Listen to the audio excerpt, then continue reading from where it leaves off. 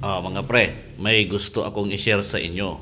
Ito ay yung tungkol sa nakakatawang palusot ng Draftsman. Para naman matawa kayo. Yan.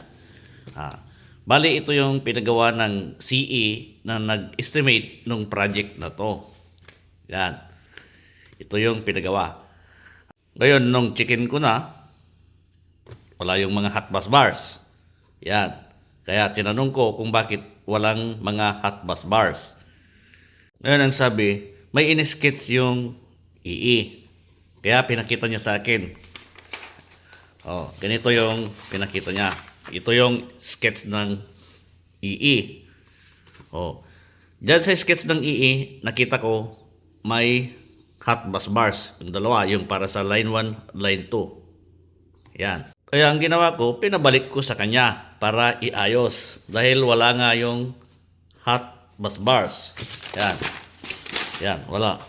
Yan, Ngayon, nung binalik niya, sabi nung CE na nagpagawa kay Draftsman, sabi niya, pakilagyan mo ng hot bus bars kasi wala daw hot bus bars. Ngayon, ang sagot naman ng Draftsman, yan yung binigay na sketch nung EE, sabi niya.